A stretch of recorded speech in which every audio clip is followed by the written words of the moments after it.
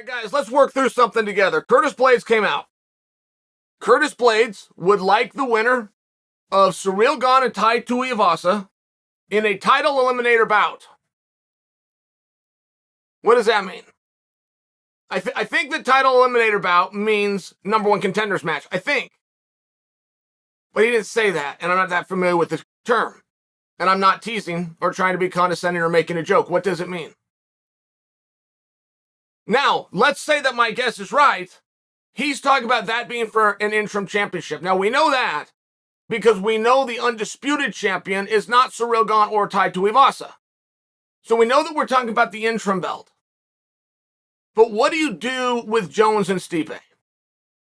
Not only do we have this fight that our whole industry believes we're working on, both athletes believe we're working on, fellow heavyweights have been waiting on, not only do we have that, but if we were to move to a Blaydes versus the winner of Tuivasa and Ciryl Gane, we're throwing both guys out. We would be removing both Jon and Stipe. We've got fresh blood. We're going in there.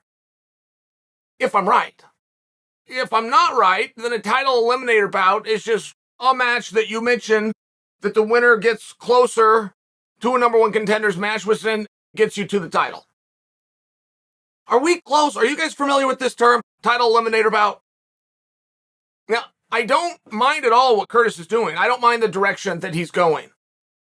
I think if we were in a hurry, we're just in a hurry, let's get an interim belt out there. You could put it on Ty and you could put it on Ciryl. You could do that.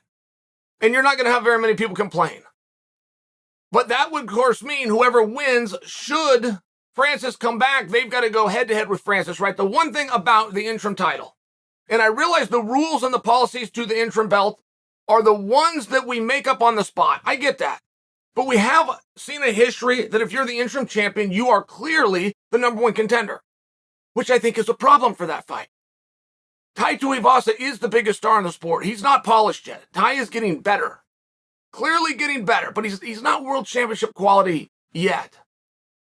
And then if you had Ciryl win, and Ciryl right this second on DraftKings is the favorite.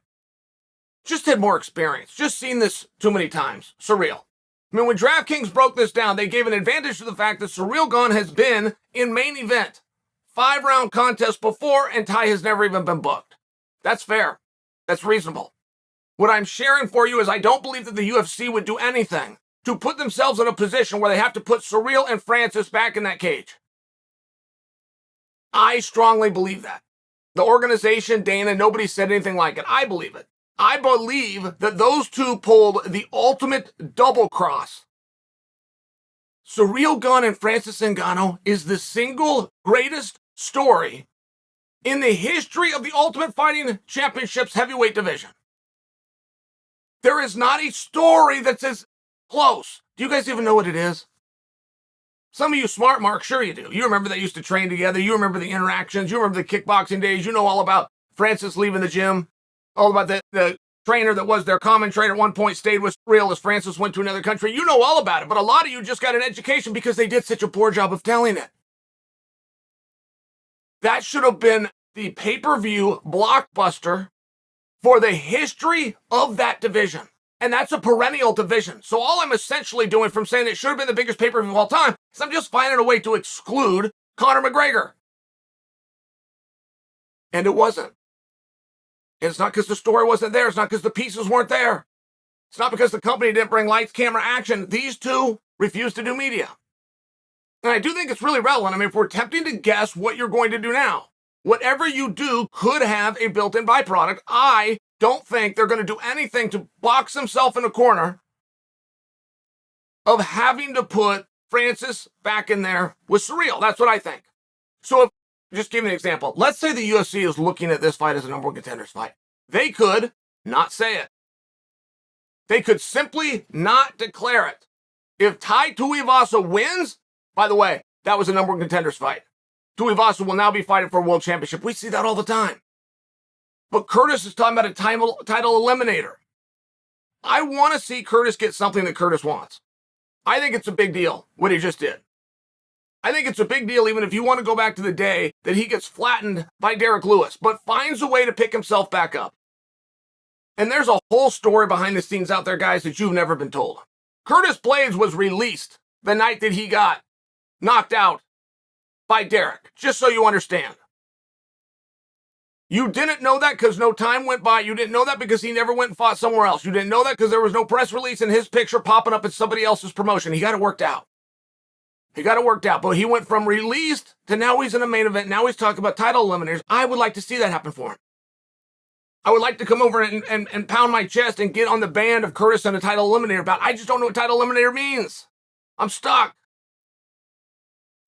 If I'm right and it means an interim match, if I'm right about that, then he's got to get in the way of Jones or Stipe. He's got to bump one of them out of the way. I don't know what's holding that fight up. I don't know. It could be as simple as finding a date. There might not be any conspiracy here. But it does seem like both guys want to fight. It seems like they want to fight each other. We're in an organization where we can make that happen, but it's not. So if there's a holdup, even if they've been able to keep it quiet, if you could identify who the holdup is with and push the other one out of the way, there's your title eliminator. Now it's actually going to become a title match. It's going to be for the interim title, which may get elevated to the undisputed title because that heavyweight class is in a shambles right now. There's a whole bunch of questions out there. So what do you do? What do you do if you're in Curtis's spot? First off, I think he's already doing the right thing. He's saying something. I couldn't bring you guys a Curtis Blaydes article last week because Curtis hadn't said anything.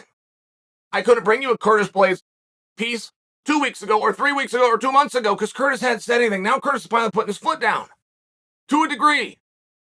He is calling for something. He said, don't bring anybody ranked lower than me. I've done those favors enough time. Here I am. Bring me somebody in front of me. Now, these things don't always hold up. They don't have to hold up. The fact that he's looking in that direction, the fact that he's speaking about it, now he's talking about title eliminator bout. I like it. I want it to happen. I just don't know what in the hell a title eliminator bout means.